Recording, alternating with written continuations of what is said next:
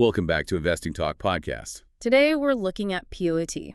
As usual, before we start, subscribe, like, and comment to this video to support the show. And if there's a specific company you want us to look into, leave it in the comments below. So let's get into the analysis. When we look at POET, you have to start with the numbers, which, to be honest, look absolutely terrifying to the casual observer. Terrifying is genuinely the right word. I mean, if you just glance at the 2024 financials, they're screaming distress. We're talking about revenue for the whole year totaling just, what, $41,000? Just over, yeah. And that's a brutal 91% decline from the year before. 91%. And the net loss has swelled to nearly $57 million.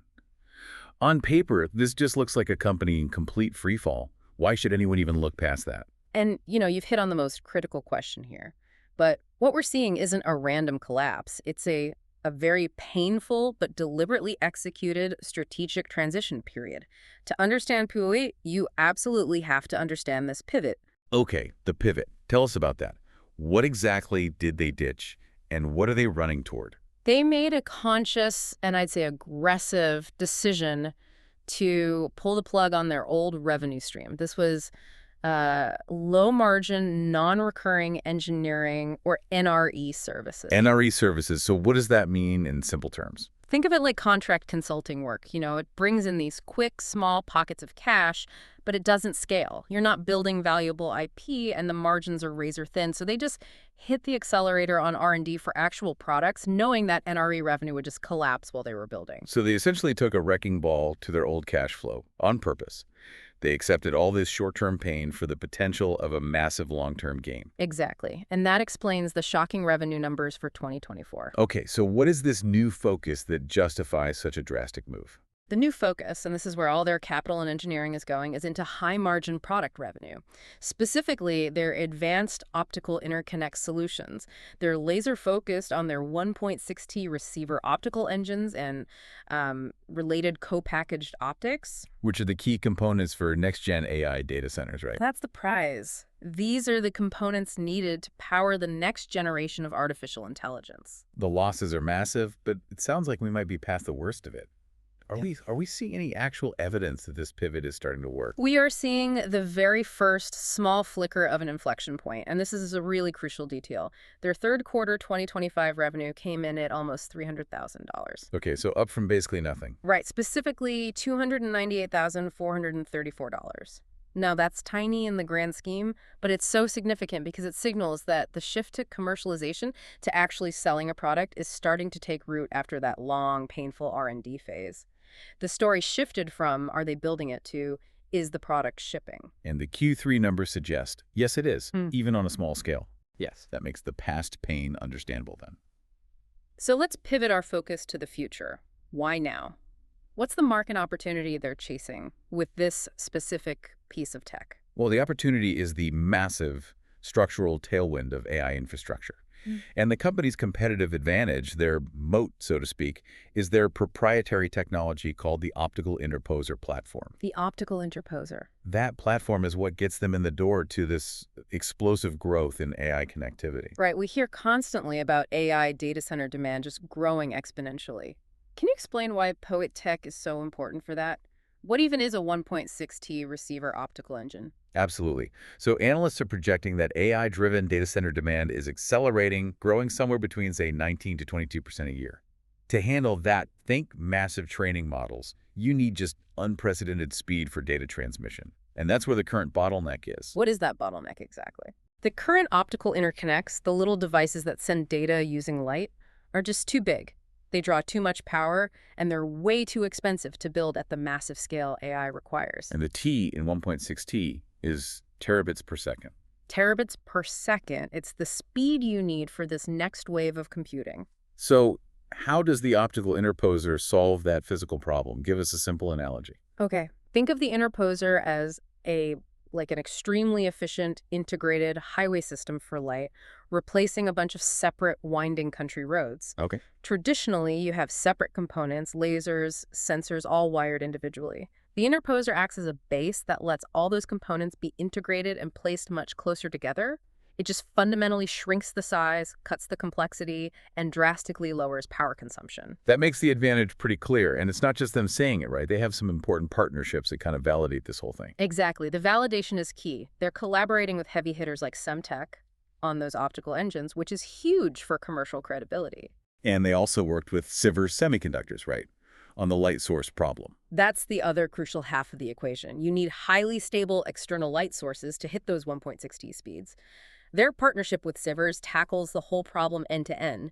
These aren't just handshake deals. They prove that POET's solution addresses the core industry constraints, the size, power, and cost that are limiting how fast AI can scale up. Okay, so they have the tech, they have the market validation, but revolutionary tech often struggles for funding, especially with those brutal losses on the balance sheet. This brings us to that landmark event from late 2025. Right. This is maybe the single most important factor that de-risks the short-term thesis. The capital raise in October 2025. POET closed a landmark U.S. $75 million investment, their largest ever. $75 million, that's a huge vote of confidence. But the really astonishing part is that it came from a single institutional investor. I mean, given the $41,000 in revenue for the year, what does that tell you? It signals profound conviction. It tells you this investor isn't betting on the current P&L. They are betting on the IP, the tech moat, and the massive future revenue from the AI market. They did their homework and concluded the execution risk is worth the reward. And it avoids massive shareholder dilution. Completely. So what does that money actually mean for them? What can they do with it? It's transformative. First, it removes all near-term funding pressure. It gives them a long runway. Second, the capital is specifically for accelerating growth in AI connectivity. We're talking about ramping up R&D and critically, aggressively scaling up their manufacturing operations in Malaysia. Why is the Malaysia scale-up so important? That facility is the engine room for this whole pivot. To compete with the giants, they have to show they can manufacture at high volume and low cost. Scaling up in Malaysia, where costs are lower, directly addresses those bottlenecks we talked about. The $75 million just accelerates their ability to deliver a product at a competitive price. And I think I remember reading the funds are also for potential M&A. Yes. It's also for potential strategic acquisitions in the photonics module space.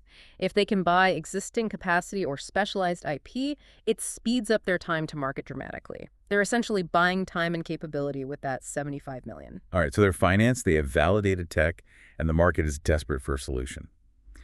For the listener looking forward, what are the immediate catalysts we need to watch over the next 3 months? The immediate future all centers on a February 13th, 2026. That is their scheduled Q4 2025 earnings release. And that's the big one. It's the critical event. It'll be the first real chance to see the impact of that $75 million raise and gauge the success of the scale-up in Malaysia. So are we just looking for revenue numbers, or is there a specific metric investors should be watching?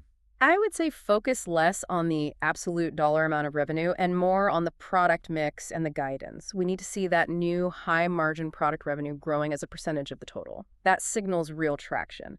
If the guidance suggests a clear path to accelerating that through 2026, that will be the catalyst. And beyond earnings, what about institutional signals in December? Yeah, institutional activity around mid-December is key. Around December 15th, we'll see the 13F filings. We're looking for new major institutions showing up, confirming that conviction is spreading. Then, late December, you've got the index and ETF rebalancing announcements. Getting into a major tech fund would be a big boost for liquidity. Okay, now let's get to the exciting part. The unverified rumors, the speculative upside that, if true, would be transformative. And we have to emphasize this is just market rumor and speculation, but it shows the size of the opportunity. The biggest chatter is about a potential strategic acquisition of a photonics module target, which, like we said, would just speed everything up. And the really big one, the partnership rumor that could validate the whole thesis overnight. Right. There are whispers of unconfirmed negotiations with a top-tier hyperscale cloud provider, a major North American AI data center consortium. One of the giants. A name you use every day. Securing a design win with a player like that would transition PO8 overnight from a promising R&D company to a major commercial supplier in the AI space. And finally, there was some talk about their assets in Asia. That's the potential IPO or spin-off of the Malaysia subsidiary. That facility is a crucial asset. If they were to spin that off, it could unlock a ton of value or bring in a massive strategic partner to help fund more scaling. The rumors just signal explosive potential. Given all this, but also the short-term uncertainty, where is the stock trading now? What's the technical picture? As of late November 2025, it's really consolidating. It's in a tight, nervous range, trading around $4.27 to 4.39. Right around its 200-day moving average. Exactly, which sits around 4.32. It's a classic battleground institutional confidence versus short-term retail fear. And in fact, the broader market sentiment indicators registered fear at 39, so a lot of uncertainty is priced in. So you have this tension. Big money conviction, but market weakness. Does that present a tactical opportunity? For investors who have done their homework and are betting on that Q4 validation or a big partnership announcement, yes, the near-term weakness presents a tactical buying opportunity. You have to watch two key zones. Major support is down between 350 and 390. That has to hold. And on the upside, what resistance do they need to clear? They need to convincingly get through that 5 to 550 level. If they can sustain trading above that, the next psychological target moves up toward that $6.25 to $7 range.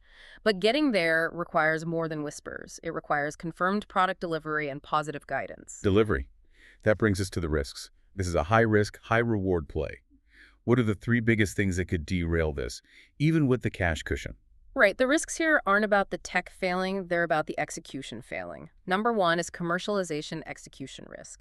They have to move from prototypes to mass production scale without costly delays or, most critically, yield issues. What exactly do you mean by yield issues? Yield is the percentage of manufactured products that are perfect. In complex optics, if your yield drops, you're making too much wasted product. It destroys your margins and your timeline. Failure to get high yield pushes profitability out to 2027 or later, which deflates the whole case. And because they're so focused on the AI data center market, that concentration itself is a risk, isn't it? Absolutely. Customer concentration. If they land one or two of those hyperscale providers, their revenue becomes hugely dependent on them. Losing one design win to a competitor could instantly pressure the valuation. And finally, they're not alone. They're swimming with whales here. That's the classic competitive threat. Entrenched players like Broadcom or Marvell have vast resources, existing relationships. They're giants. While POIT has an advantage with the interposer, if a giant decides to commit its full weight to a similar solution, that's an existential threat. They have to be fast and they have to be flawless. So, if we step back and summarize the whole narrative, PO is a high-conviction bet on the structural future of AI, backed by a massive capital injection. That is the final thesis. It's a long-term investment, for growth-oriented investors who can tolerate high volatility over a 12 to 36-month horizon. You are buying the potential outcome of a massive market shift to optical interconnects in AI, and the bullish case depends entirely on them delivering high-margin revenue and hitting profitability by 2026 or 2027. What's fascinating here is that the future of POET rests entirely on turning that massive $75 million vote of confidence into tangible product revenue. Execution is the only metric that matters now.